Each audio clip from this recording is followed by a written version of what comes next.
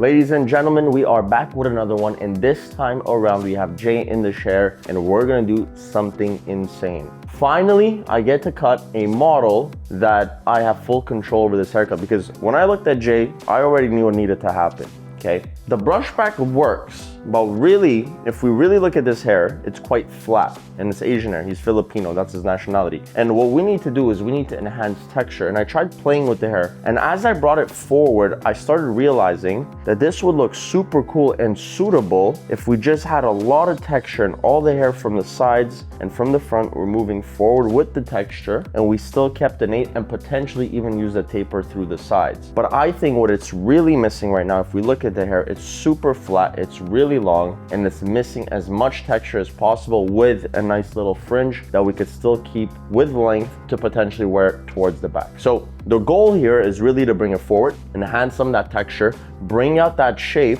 and then bring out the nape as well, and then potentially do some layers through the back. So let's get to it. This is gonna be a lot of fun, and it's gonna be very, very important for you guys to watch and pay attention to how I execute this. Let's get to it.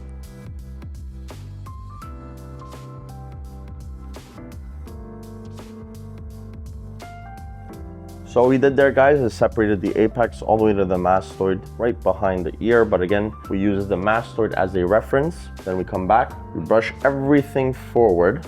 Everything comes forward. Then we take the subsection just like this. Look at this. Right into the front. Separate, beautiful, okay? That is the side panel ready to be cut. We come back from the top. Okay, look, every single movement with tension. Again, being very patient while I'm doing this. Look at that, okay? And as I pull this up, I have a very good understanding of the hairline and how it works. So I can make a very, very calculated decision and how to keep this as full as possible when it comes to bringing it forward. Look at this, beautifully executed, easy, simple, clean, and now I have full control over this haircut. Bring everything forward from the bottom, boom. Separate the sides, we're good. Bring everything towards the back, look at this. Hand comes in, every position, every detail matters. Then we move on towards the other side. Okay, line, look at this, guys. We have a reference, follow, match to the mastoid. Look at that, boom. Separate the back, separate the back, separate the back. Just like that, okay? Bring everything boop, forward, bring everything forward.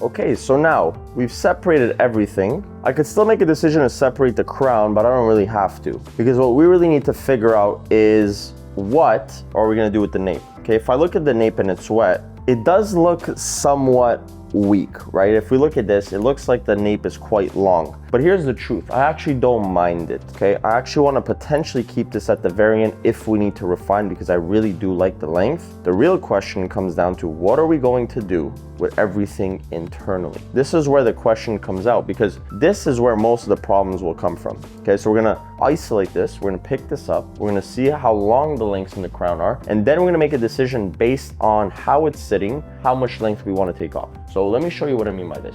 It's actually quite a simple technique, and this is what I like to call choice of length. If you get the choice of length wrong from the initial starting point, this entire haircut could go sideways, okay? This is the most important part of the entire haircut. What is the choice of length? Okay, first step, right from the crown, okay? Look at this, without even having to move my body, I could fully isolate every single area of the hair without even needing a clip. Okay, a lot of the times, we tend to use a lot of clips, and this is where it gets messy. But again, the moisture of the hair will do most of the job.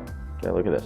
Clean, easy, out of the way. Now we could identify what the choice of length is just by pinch, grab, and this is where we make a decision. What did I tell you guys? I actually don't really mind these lengths. It's not actually a problem. The back isn't necessarily a problem, but I do feel like the crown's a little bit long. But what we're gonna do is we're just gonna pick it up from here and watch what I'm gonna do. What did I say that I wanted to do? I wanted to enhance as much texture as possible.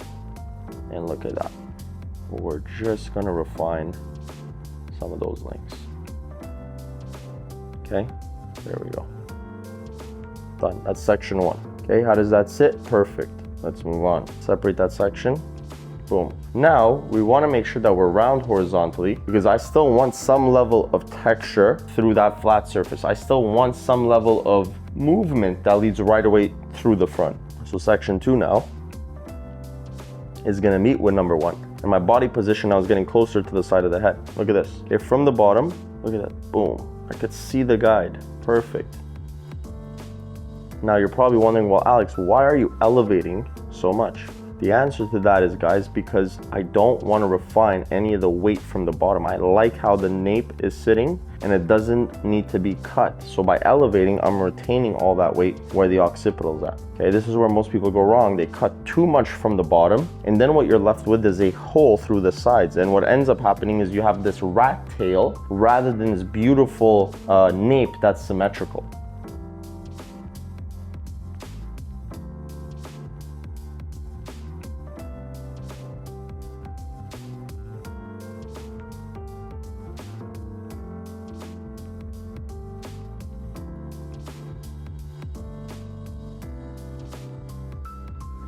Beautiful. This is what I wanted to see. Okay, we have that beautiful texture. The back is looking good. Again, didn't need much because it was actually sitting quite nice already. It's the side that's going to be the biggest question mark. How do the sides are going to work with the top? Okay, so same process. Going back from the middle now, my body position is going to get closer to the left side. So now every step I take, guys, I have to get closer to this side. Because if I'm not, naturally you're going to over-direct, you're going to retain weight, it's not going to go round horizontally. So we pick this up, let's go back into it. Okay, look at that. Comb comes in right to the head, boom. Guide, texture.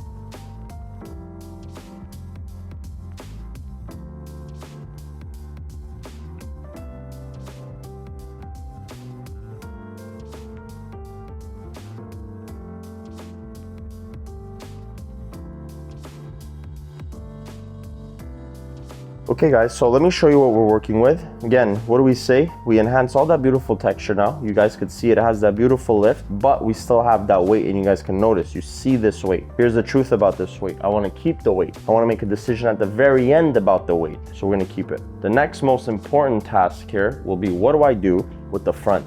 Now, what's very important to understand with Jay's hair, guys, is that his hair is actually quite fine. So taking it too short actually will affect this entire haircut. So we actually have to keep some length. So we have to analyze what don't we like about it right now and what do we need to refine. So if I bring it forward, what do I think of it? I like how the textures are coming through the front, but I think really the internal layer in here needs to be refined. There we go, found out.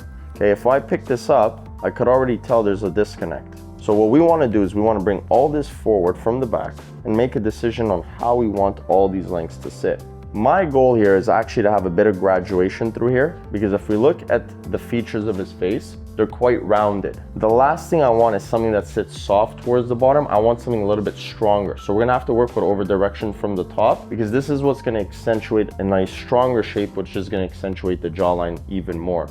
Rather than if it was soft, it wouldn't necessarily complement his facial features. So let me show you how we're gonna do this. We're gonna bring everything forward, and it's gonna be a really cool technique, because we're gonna almost just keep it disconnected using texture, but we're also gonna use a reference of our guideline from the back. Okay, let me show you how to do it. Bring everything forward, look at this. Take our first initial subsection, just like this. Okay, bring the comb in, bring your finger in as well, and your guideline's right here. Okay, that's our initial guide from the length from the back that we cut, and look at this. We're just gonna refine all of this. Okay, second section, same process. Guideline now is from our previous section from the bottom. Okay, section 3, guys, look at this. Again, what this is allowing us to do is maintaining the length but enhancing that texture. Look at this. I have a bit of that guide. Boom. Elevation in here because we're still on that flat surface. I could see the guide. And look at this. We're just adding more texture while maintaining some of this length. Okay, and this is where we have about 2 sections left. Second one, look at this. From the top, bring it back to previous. Boom. Again, we see the guide. And then our last section, but making sure that this is also, look at this guys, coming in round.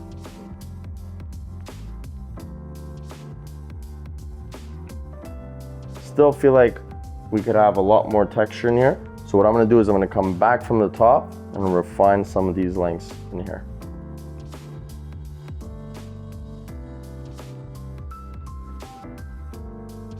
There we go, okay? If we look at the lengths now, beautiful. We have that texture, but this is what needs to be refined, and you won't really see it, but if we look from the profile now, we have graduation. We have that shorter length from the bottom, and we have that weight from the top.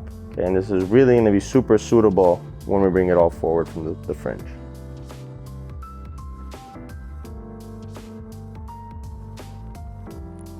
Okay, let's do the other side. Okay, I'm gonna show you guys how to add as much texture as possible while maintaining the length and weight, okay? First section from the bottom, okay? Finger comes in, comb comes down, we come back from the bottom, lift, look at this. Again, what do we say? We wanna maintain the weight, so we're gonna come from the top and we're just gonna make strides like this to come in internally while maintaining that weight. Okay, section 2, boom. Section 2 now, we go back and elevate everything because our guideline is gonna be right there. Okay, let's go back. We wanna make sure everything is nice and straight. Come back from the top, we see the guide. Just cleaning that internal length.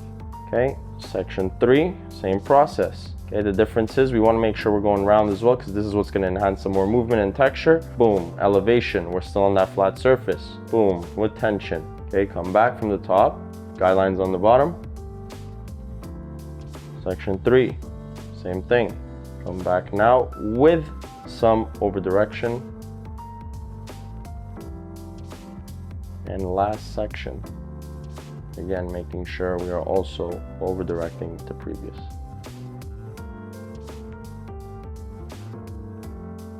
Bring everything forward. Look at that.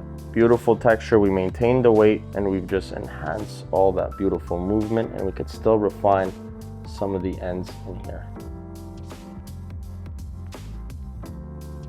Beautiful. Okay, first section, again, we want to go a little bit wider through the corner because we have more of a finer area. If we take this too short, right, what's going to end up happening is you're going to take an area of the head that's actually quite thick, but wherever we have a weaker hairline, you're going to take it smaller. So what's going to end up happening is your brain's going to think that the hairline in here is stronger, and you're going to keep refining the corner and you're going to actually end up losing it. So if we go from here, this is actually the most realistic way of sectioning this off, because if we look at it now, if we bring it all down, the weight's actually all the same. Look how crazy. Okay, and the reason why is because we went wider internally. So now the question is, how do we want this to sit? And the truth is, I want this to sit very messy, very forward, and I actually want to keep some of that length in the front. So we're going to go in slightly below the eyebrows. We're just going to go and we're going to cut it square because I want to keep some of the corner. Okay, look at this. Boom, just like that. And the reason why is because I want to play with it. If I still feel like it's too long at the very end, I could always make a decision to go back. But this is how we're going to be able to have that beautiful movement and some level of connection through the sides. That's section 1. Section 2, same process. Bring it all down.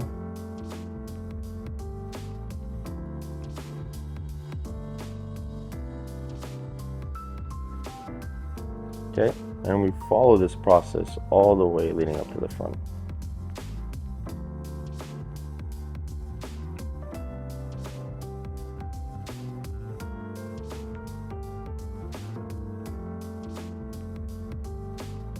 And guys, the whole point of this is you're gonna keep doing this, and when you realize there's nothing left to cut, that's when we go back into our internal layer and keep refining some more.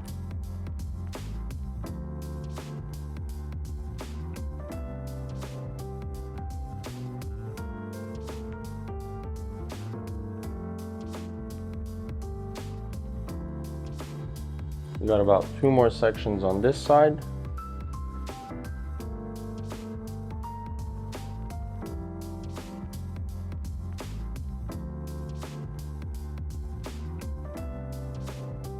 We're gonna bring everything forward now. We're gonna come back from the profile. We're gonna lift this up and we're gonna check. What is the length that we're gonna need to refine, okay? Our shortest, longest length is the length we wanna refine. So boom, the length in the back, and we're gonna go and just add as much texture as possible. Bring that forward, come back. We're gonna follow that exact process all the way throughout until there's nothing left to cut through that corner, okay? Again, we wanna make sure we're going around, so we can start from the back.